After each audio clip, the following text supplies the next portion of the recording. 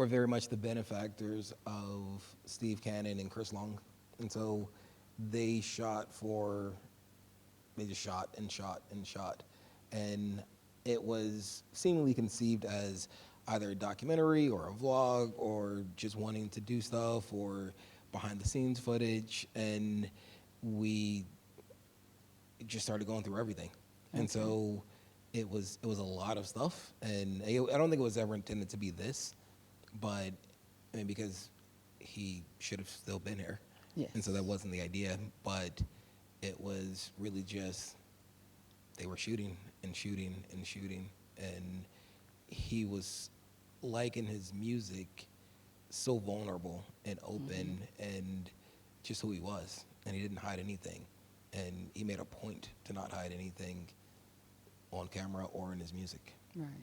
Because I wondered after watching this now a second time, just some of the nuances, but it was always showing everything. There was no discussion about holding anything back. And I'm talking about the drug usage and other things. I mean, yeah. That was also why it's structured the way it is. And so it's meant to be in his own voice and through his own experience.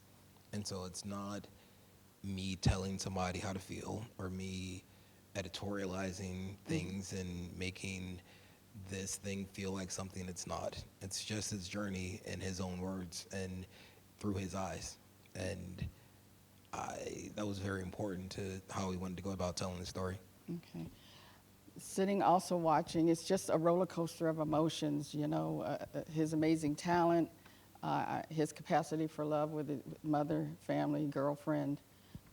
Girlfriend, he was a superstar. Yes. A giant who was in a committed relationship. Yes, I remember exactly. seeing that in the beginning as somebody who's very happily married.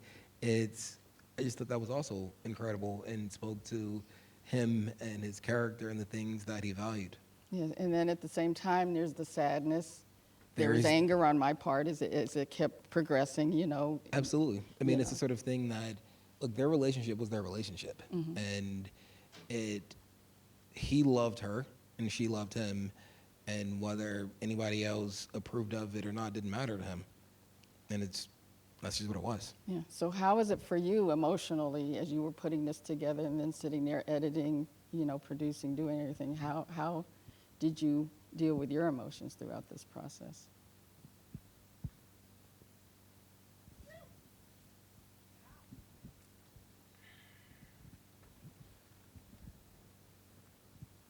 It was really hard.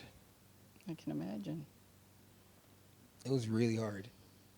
And in the beginning, I remember just, it's sort of like getting a diary of somebody who passed away. And it was just me, like in the beginning, and Joe was looking at stuff, but I was looking at stuff on my own. And it was just me at my office going through hundreds of hours of his life. And knowing what happened, it was heartbreaking, and it was hard. It really was.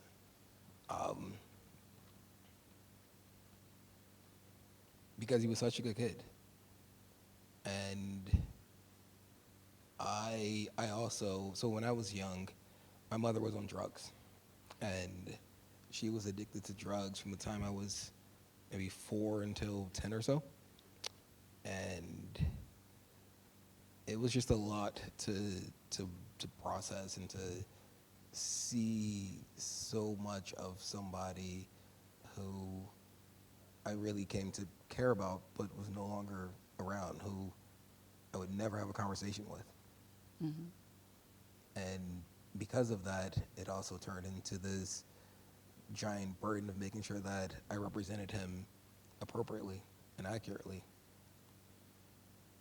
Did you ever feel like he was looking over your shoulder as you were doing this? He's everywhere. Like he's a part of it. There's no way that he's not a part of it. Okay. Was there one thing during the process that you learned about him that surprised you? About him? A couple of things. So musically, I don't know of anybody at all anywhere like him. Somebody, I mean, you just look at the opening freestyle alone. It's fucking nuts. It's one of my, it's one of the best songs I've ever heard, and it's something he made up at that point. That's Exactly. it. Yeah. And people was like, it's not even out of nowhere. It's just something that he did, and then afterward, he was like, okay, it's just what it was. And so, the ability to do something like that on the fly is unmatched. Unmatched. He's the GOAT freestyler. Thug said it. He was right. Right. Like, he's the GOAT freestyler. Plain and simple. And so that surprised me. But also just how sweet and caring he was, because he would make a point when he had an audience of thousands or tens of thousands to make sure that he told them to follow their dreams. He told them to do what was important to them. As a fucking 19-year-old kid. It's nuts to make sure that he was using his platform to actually improve the lives of people, or try to, through his music, through his concerts, through all of it, and he was intentional about that. And the idea of somebody still choosing to do that while dealing with superstardom in a way that also is kind of without rival. He popped so damn quickly. Yeah, he did. I don't know anybody, like, who popped as quickly as he did. And to deal with all of those things, or to try to deal with all those things, and to try to navigate it and still be a kind person who's caring about other people, I didn't know that. And those two things really stood out. Okay, what do you think his reaction would be? I know you didn't know him, but what do you think his reaction would be seeing this, the finished product?